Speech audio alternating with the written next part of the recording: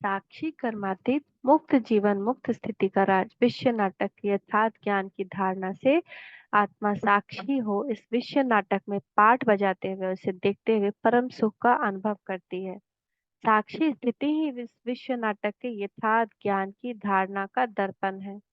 योग के द्वारा आत्मा पावन बनती है और अंत में कर्मातीत स्थिति को धारण कर परम धाम जाती है, जो ही आत्मा की मुक्त स्थिति है, इंडिपेंडेंट स्थिति है। जो आत्माएं पुरुषार्थ से कर्मातीत बनती है वे यहाँ भी मुक्ति जीवन मुक्ति का अनुभव करती हैं और भविष्य नई दुनिया में भी श्रेष्ठ पद पाती हैं। इस जीवन में ज्ञान से कर्मातीत और साक्षी स्थिति का अनुभव करना ही मुक्ति जीवन मुक्ति का यथार्थ अनुभव है। अभी का ये यथार्थ अनुभव और अति श्रेष्ठ अनुभव है। वास्तव में परम धाम में तो मुक्ति का कोई अनुभव ही नहीं होगा और सत्युग में सदा काल का सुख होता है। परंतु जीवन मुक्ति क्या होती है इसका वहां ज्ञान नहीं होगा। जीवन मुक्ति का यथार्थ अनुभव अभी ही होता है जब हमको सारा ज्ञान परमात्मा से मिलता है। जीवन मुक्ति यानी कि हम मुक्त हैं, ना हमको डर है, ना किसी से ईर्ष्या है, ना हमको कोई संबंध से लगाव है। सबके साथ है, स्नेह से है, प्यार से है, लेकिन किसी की बातें हमको प्रभावित नहीं कर रही। हमने कोई कर्म किया उसका फल अच्छा हो या बुरा वो हमको प्रभावित नहीं कर रहा है, वो इफेक्ट नहीं कर रहा है। ये जीवन मुक्त अवस्था है।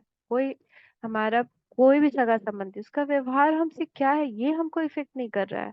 हम तब भी सबका भला कर रहे हैं।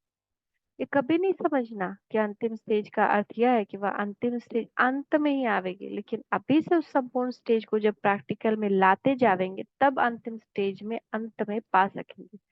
अगर अभी से उस स्टेज को समीप नहीं लाते रहेंगे तो दूर ही रह जावेंगे, पा नहीं सकेंगे। इसलिए अब पुरुषार्थ में जंप लगाओ। अव्यक्त बाप दादा 9 नवंबर 1972। इस देह के भान को भी अर्पण करने से जब अपनापन मिट जाता है तो लगाव भी मिट जाता है। ऐसे समर्पण होने वालों की निशानी क्या होगी? एक तो सदा योग युक्त और दूसरा सदा बंधन मुक्त। किसी भी बंधन में नहीं है। मतलब बंधन में मतलब ये नहीं डिसिप्लिन में नहीं है। बंधन में मतलब नहीं, मतलब किसी के भी किसी और व्यक्ति के अच्छे या बुरे का असर हम पे नहीं हो रहा। कोई अच्छे मूड में है तो हम भी अच्छे मूड में है, कोई बुरे मूड में तो हम भी बुरे मूड में, ऐसे नहीं। उस बंधन से हम मुक्त हैं।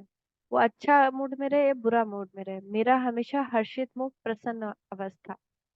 जो योग युक्त होगा वह बंधन मुक्त जरूर होगा। योग युक्त का अर्थ है देह के आकर्षण के बंधन से मुक्त। किसी के भी देह के प्रति आकर्षण नहीं रहे। अव्यक्त बाप दादा 25 मार्च 1971।